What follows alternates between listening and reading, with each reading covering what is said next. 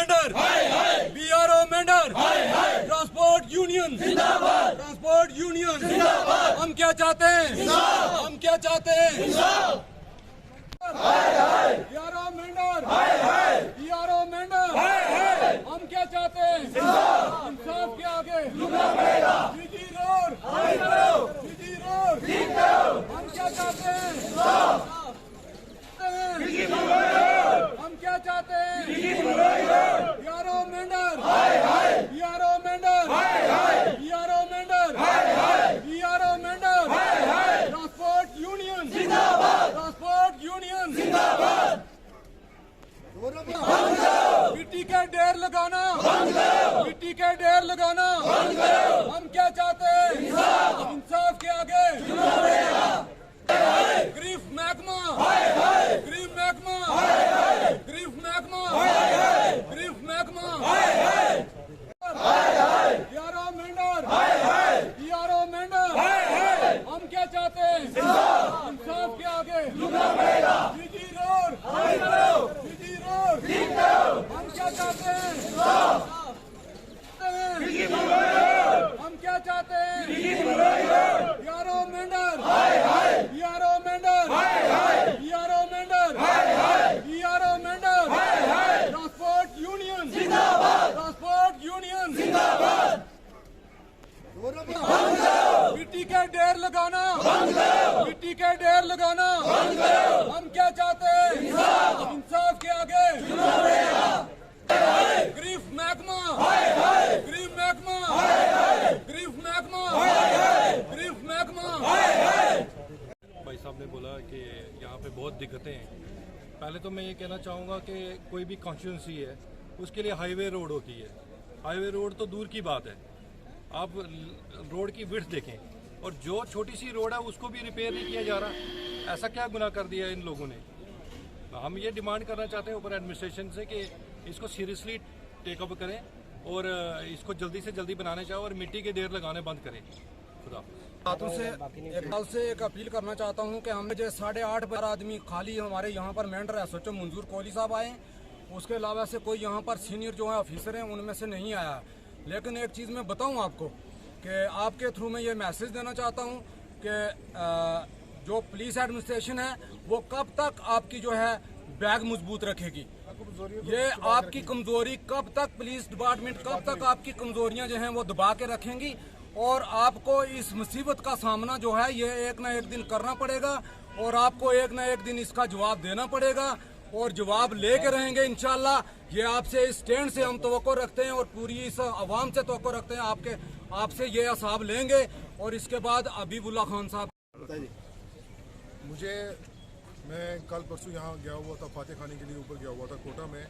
जब मैं कोटा पहुँचा तो मुझे 2-4 लोगों ने पूछा कि आप कहाँ हैं, आपने तो अपनी हरनी और सुरमेंडर की रोड बना ली, तोतागली की रोड बना ली, तो ये जो रोड थी ये रोड आपने आने जाना छोड़ दिया। क्योंकि जितने भी लोग ऑफिसर लोग हैं वो प्रेफर करते हैं कि तोतागली रोड या सुरमेंडर रोड प्रेफर करते हैं।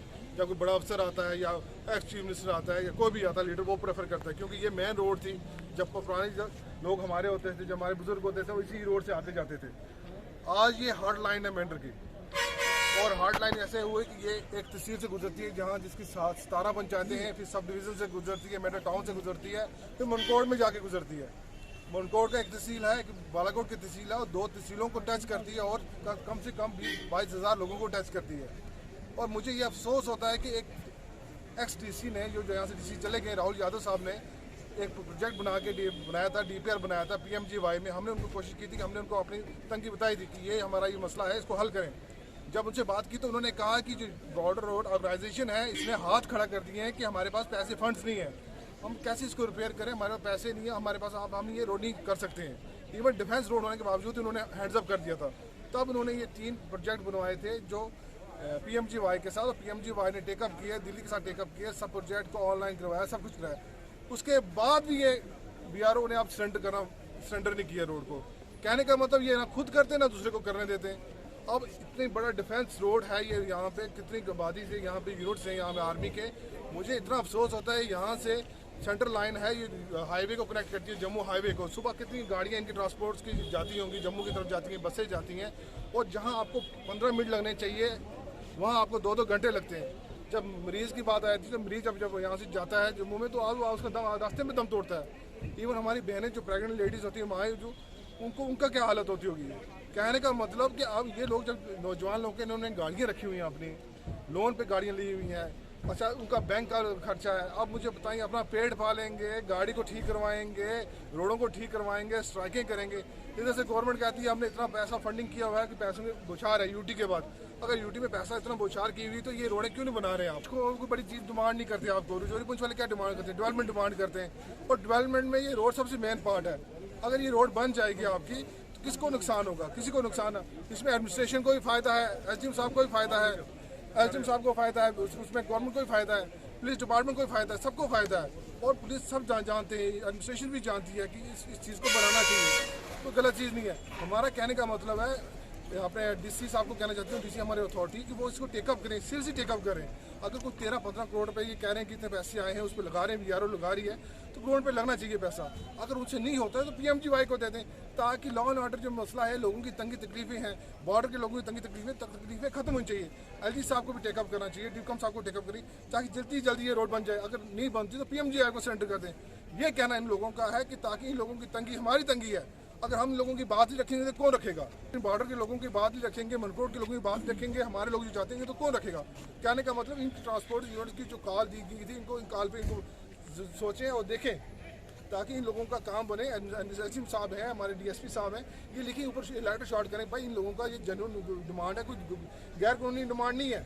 तो रोड बन जाएगी, रोड बन जाएगी। एक तो अच्छी बात होगी, रोड डेवलपमेंट होगी, नाम होगा इलाके का। अब रोड को ही छोड़ दोगे।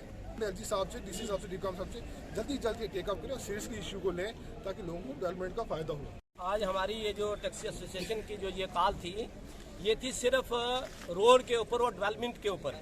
हमारा ये कहना है एडमिनिस्ट्रेशन से कि आप हमारी तरफ ध्यान नहीं दे रहे, पुंछ रजौरी की तरफ बिल्कुल कोई ध्यान नहीं है। जैसा कि बीजी बलनोई रोड का कंडीशन है, इसकी पहले उसकी लंबाई चौड़ाई देखें, उसकी कितनी है, 8 फीट के बराबर है। 8 फीट के ऊपर भी मिट्टी डाल के अपने रखी है। जब बरसात होती है तो पूरा मिट्टी बह जाती है, तो फिर खड्डे के खड्डे वहां के वहीं रह जाते हैं।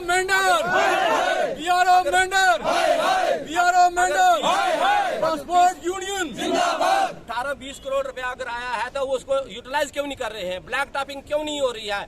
यहाँ हमारी सरकार, यहाँ ये हमारा ये बाईपास ब्रिज बना है, ब्रिज के ऊपर अभी तक रोड बनी है, कंप्लीट है, मगर उसके ऊपर गाड़ियां नहीं चल पा रही हैं, क्योंकि उसकी अप्रोचें नहीं बनाई हैं, बिल्कुल नहीं है। जैसा कि हमारी मिनी सेक्रेटरीट है, 10 साल से पड़ी है, ऐसे ही खंडरात बना हुआ है, गवर्नमेंट की कोई तवज्जो नहीं है हमारी तरफ। हम गवर्नमेंट से यही अपील करना चाहते हैं कि फौरी तौर पर हमारी तरफ तवज्जो दें, और ये गरीब आवाम का कॉमन काज है, हम इसकी तरफ कह रहे हैं। और हमारा कोई नया मुद्दा नहीं है। हम यही कहते हैं, हम मीडिया जरा से यही कहते हैं कि आप लोग इस बात को ऊपर तक पहुंचाएं, क्योंकि यहाँ की मीडिया हमारी, कुछ लोग काम करते हैं मगर कुछ काम नहीं कर रहे हैं, वो सिर्फ अपना वो सिस्टम चला रहे हैं। हम ये रिक्वेस्ट करते हैं मीडिया से कि सही और जो आपका सही मुद्दा है उस मुद्दे पे काम करें, गरीब आवाम के मुद्दे पे काम करें। हमारे डीसी साहब से यही गुजारिश है कि फिल फोर पर इन चीजों पे अमल करें और ये काम फौरी तौर पर जारी किया जाए।